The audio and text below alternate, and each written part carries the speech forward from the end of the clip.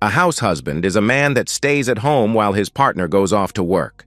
The job includes all the things the traditional stay-at-home wives usually do, plus general household repairs, vehicle maintenance, and lawn care.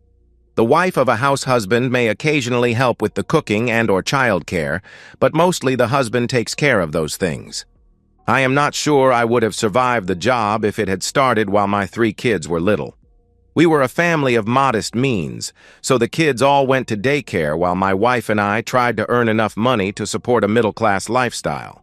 Once my kids made it to high school, my wife enrolled in an MBA program because her employer reimbursed the tuition.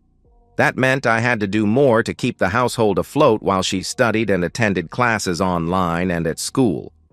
I didn't mind the extra work as I knew the MBA would allow her to advance and command a higher salary.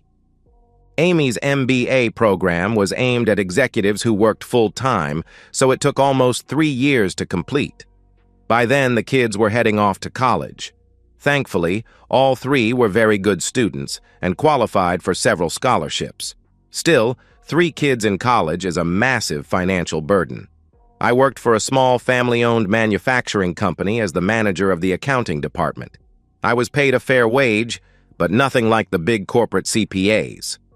Amy's hard work finally paid off, and she was promoted to Executive Vice President of Product Development for the multinational insurance company that had employed her for over 15 years. The new job meant she got a substantial pay raise, car allowance, expense account, and a share of the year-end bonuses with all the other corporate officers.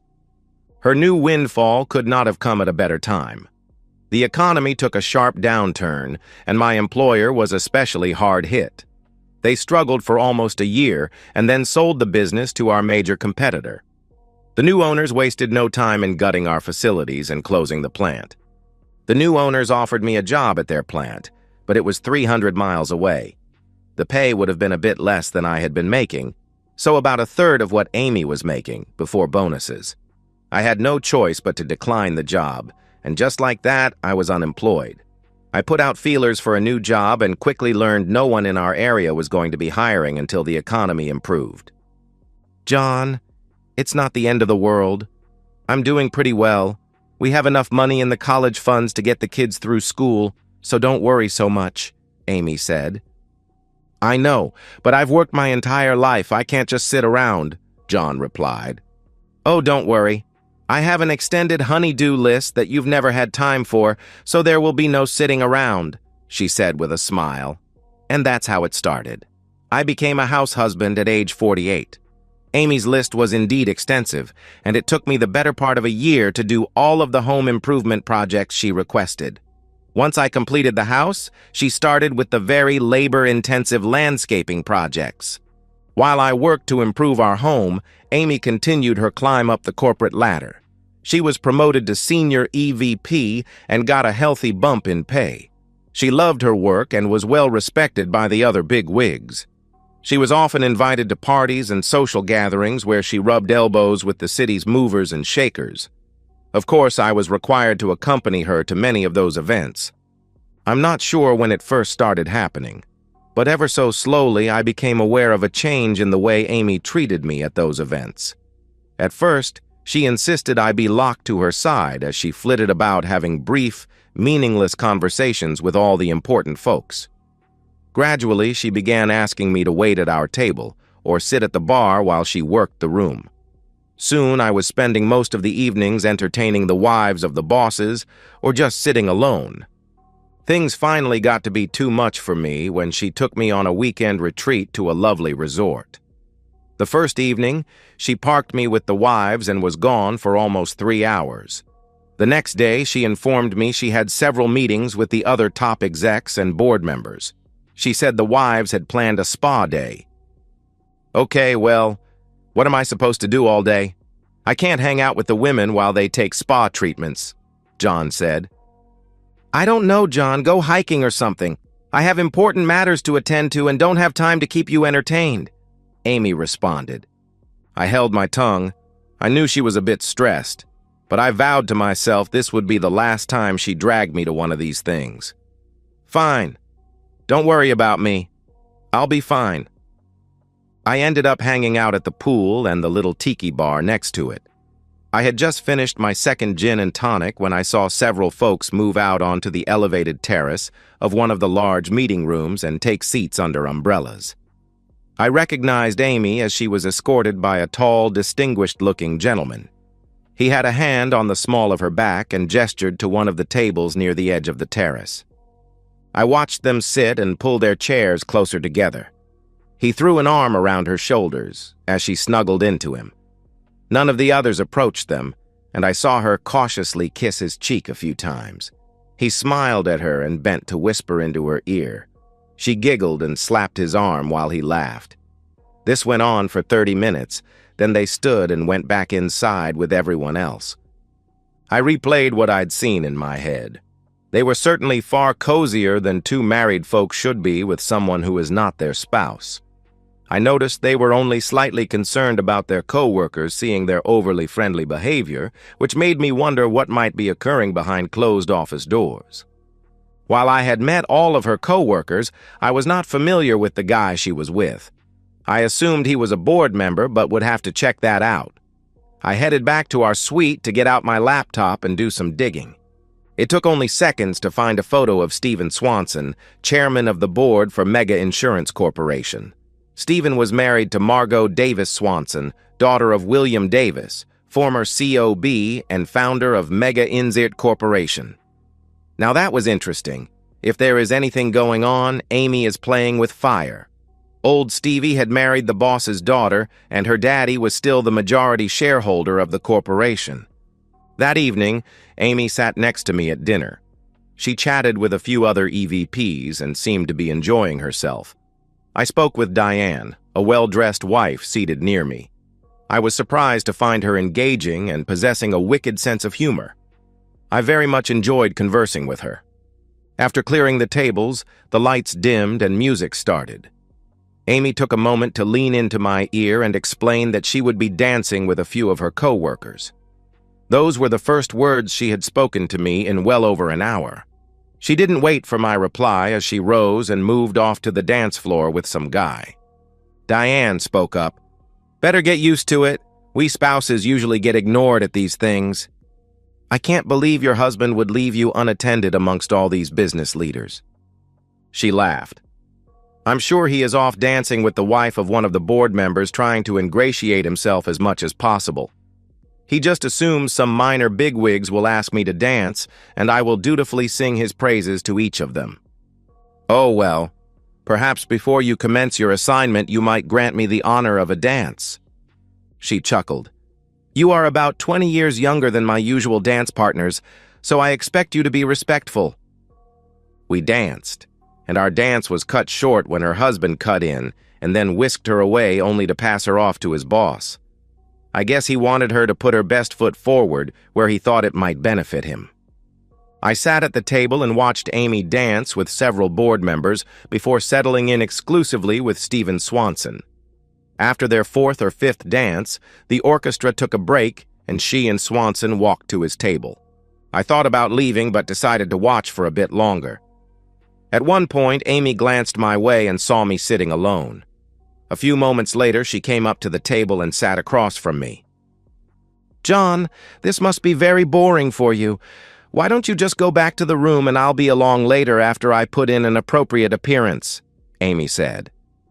"Ah, well, the orchestra is great, and I'd hate to end the evening without at least one dance with my lovely wife. If you could squeeze me in," John replied. "John, this is business, important business. Now please just do as I've asked, and we'll talk about this later." She then stood and walked away. I stared after her. I had been dismissed. She had actually told me to go to your room, like I was an obedient child. I was furious, but there was no reason for me to just sit there and be ignored. I waited a bit and then got up and left. I didn't want to go sulk in my room, so I went to the little bar off the lobby of the resort. It was quiet, and I needed to reassess my situation. It was clear to me that Amy was involved, or would soon be involved with Swanson. I was not going to put up with that, but so far I had no proof of any misdeeds by Amy. I nursed my drink for a while and decided to call it a night. I walked back past the event room and peeked in. Amy was on the dance floor plastered against Swanson.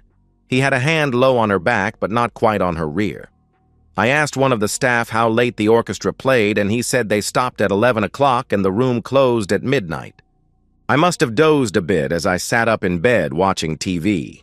The lights were out, but I could clearly see the clock read 1:20 when Amy pushed open our door. She was carrying her shoes and sweater. She must have expected me to be asleep because she gasped when I turned on the side light. Her hair was mussed and her lipstick was gone. I looked her up and down and she blushed a deep red. "I thought you'd be sleeping." "I only had 3 drinks all night. I am upset, not drunk." "You want to explain to me where you've been?"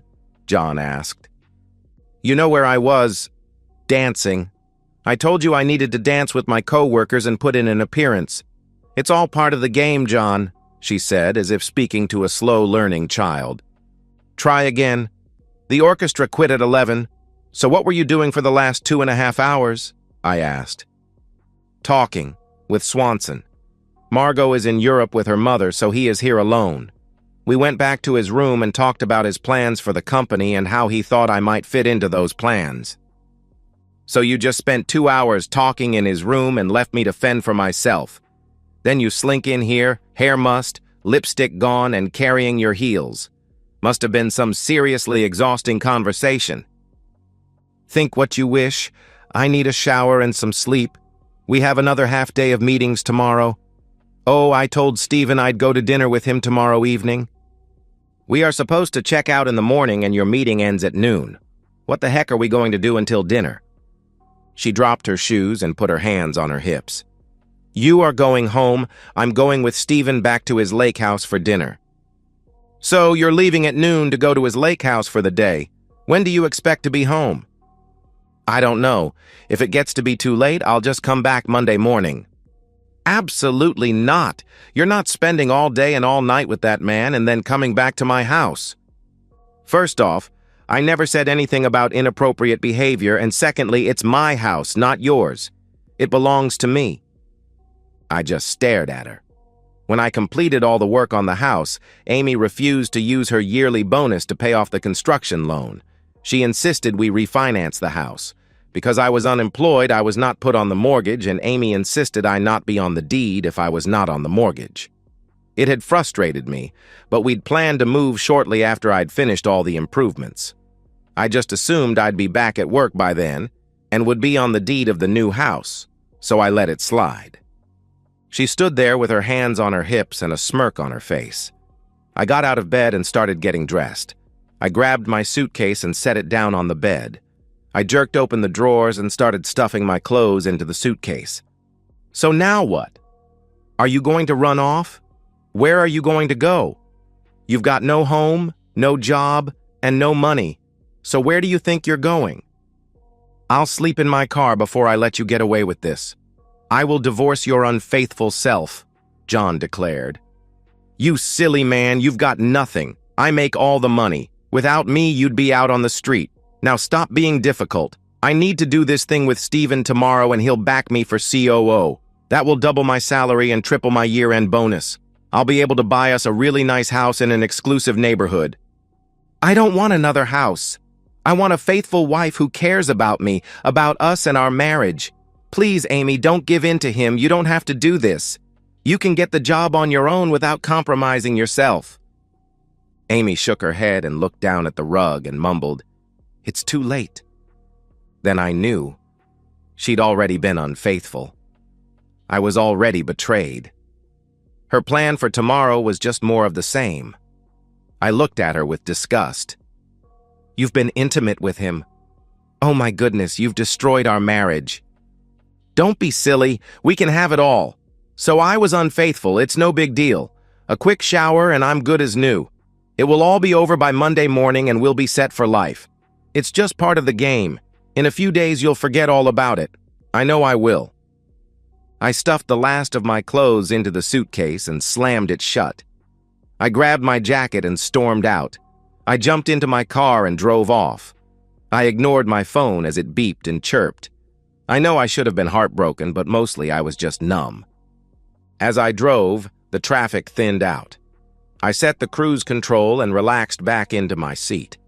I thought back over the last 6 months, and I realized Amy had started to change shortly after her first promotion. She'd become consumed by ambition and her desire to be recognized as an achiever. She now placed power and wealth ahead of everything. She no longer treasured love, devotion, family, and fidelity. Now, it was all about her, about what she could achieve, the power she had, and the money she made. The realization that she had changed and was no longer the sweet, loving, caring woman I had married filled me with sorrow.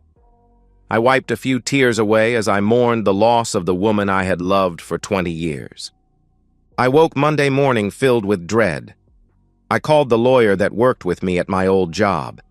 He gave me the name of a family law attorney, and I called her office and told them I was looking for a divorce. Mr. Dixon, Ms. Hawk usually only represents women who are at a big disadvantage in their divorce. Mostly they are housewives with adulterous husbands. I'm not sure why your friend would have given you her name. I am a house husband. My wife is a high-powered executive and adulteress. There was a moment of silence then. Oh my. This will be a first for her. Can you be here by 11:30? I walked into Sally Hawk's office at 11:20. Her receptionist was all smiles when she greeted me. I waited about 20 minutes before an attractive, small, dark-haired lady stepped into the reception area. Mr. Dixon, I'm Sally Hawk. Please step into my office. I told her my story, and she made notes as I spoke.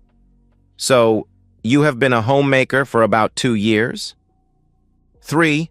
I lost my job when my employer sold the company and our facility was closed. My wife had just gotten a big promotion, and I couldn't find work in this area. She convinced me to stay home and make improvements to our house. She planned to sell our place once I'd finished all the remodeling and buy a bigger, nicer house. Wait, so it was her idea that you become a house husband? Yes. She loved that I did all the cooking, cleaning, laundry, and home improvements while she was free to pursue her career. Excellent now. When did you first begin to suspect there was a problem in your marriage?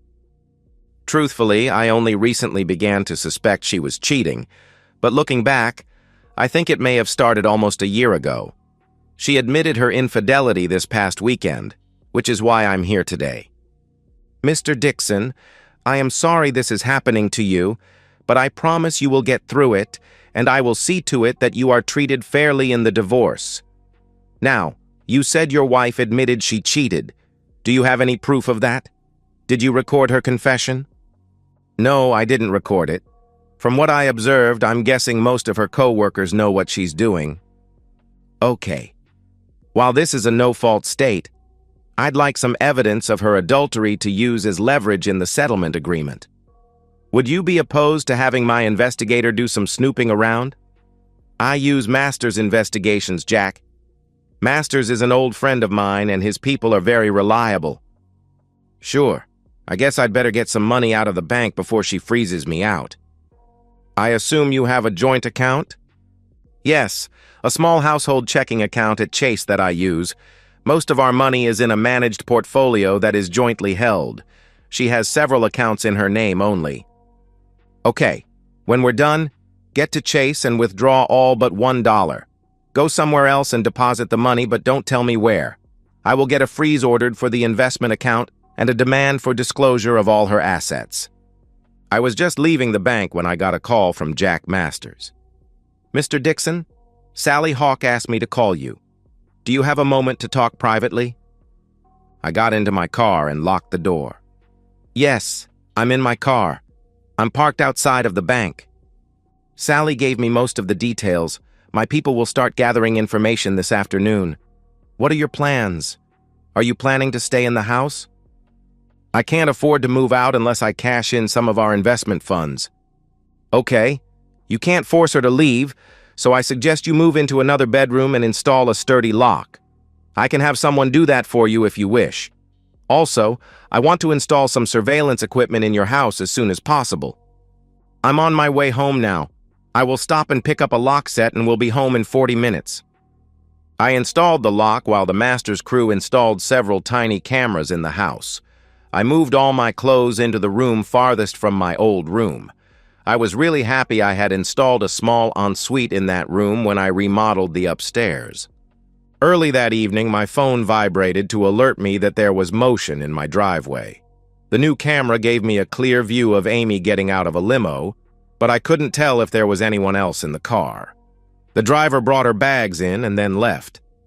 I was in my new room, watching the split screens on my laptop as Amy moved through the house, calling my name. She walked into the master bedroom and looked around. When she opened my empty closet, she exclaimed, "Darn!" She peeked into the bathroom and then left her bedroom. A few moments later, she tried my door handle. "John, are you in there?" "What do you want?" I asked. "John, darling, please open the door. Why are all of your things missing from our room?" "Your room? This is my room now," I replied. "John, seriously? Why on earth would you move out of our room? Now stop this silliness right now and let me in." "No, you are not welcome in my room. Go take a shower and clean yourself up before we talk. I will meet you in the kitchen when you've cleaned yourself," I replied. I heard a gasp. Then she stomped away. On the laptop, I saw her stripping off her clothes as she moved into the master ensuite. I stepped into the hallway and locked my door before heading down to the kitchen. I queued up the master bedroom on my phone.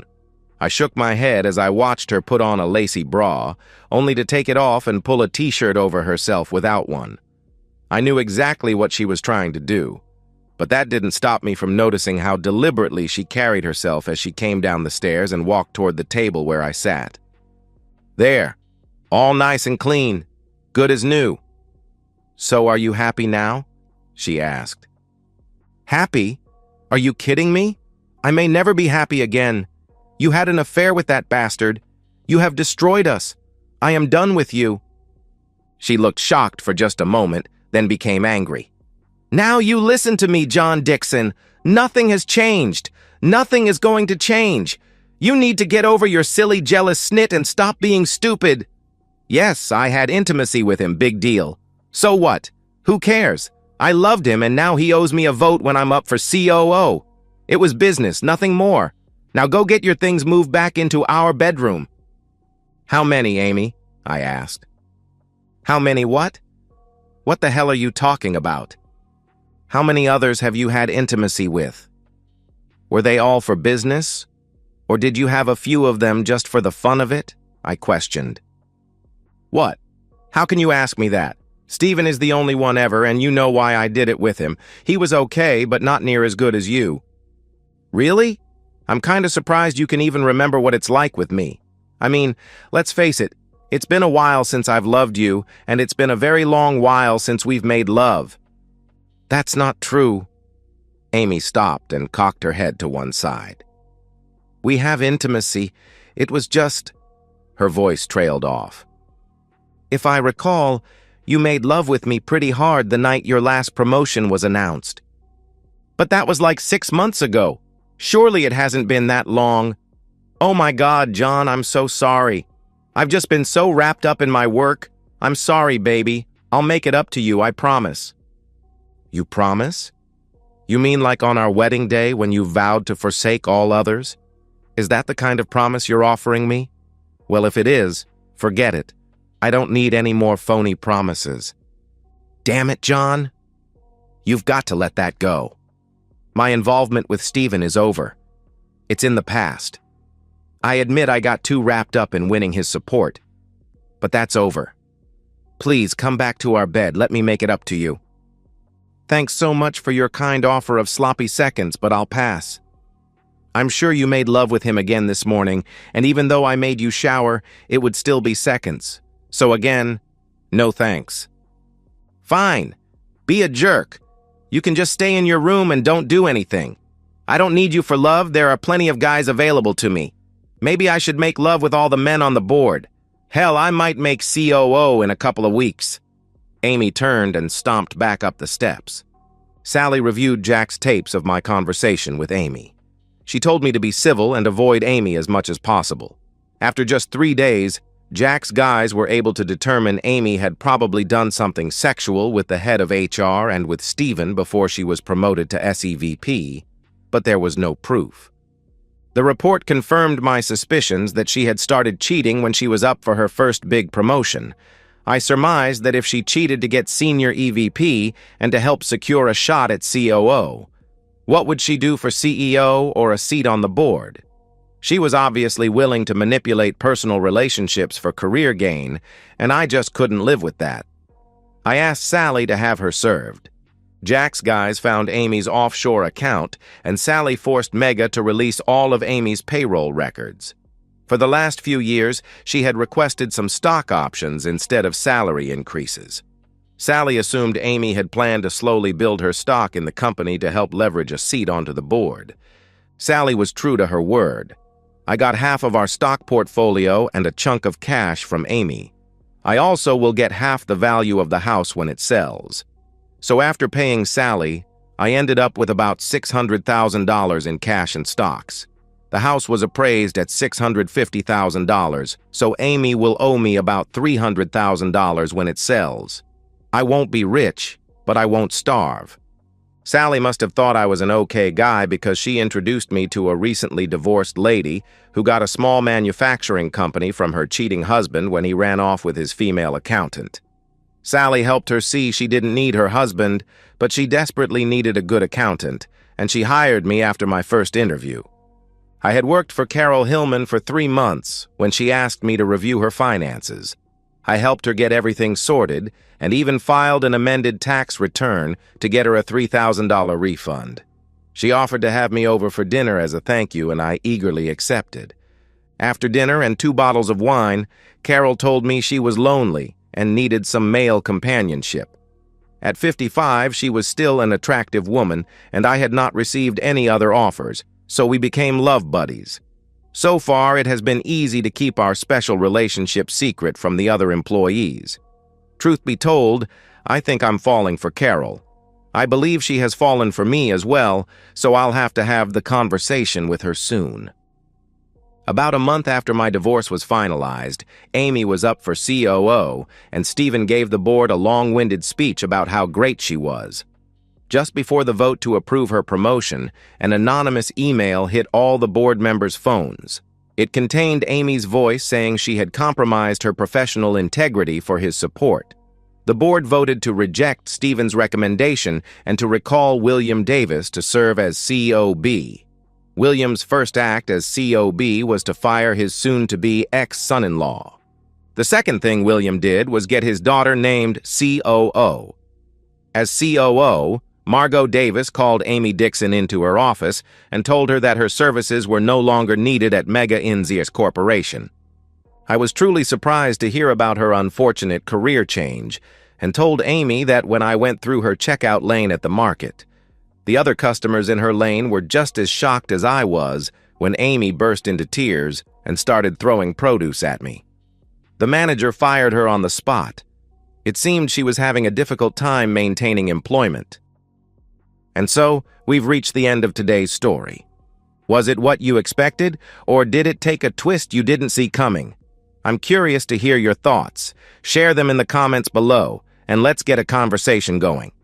If this story kept you hooked, make sure to hit that like button.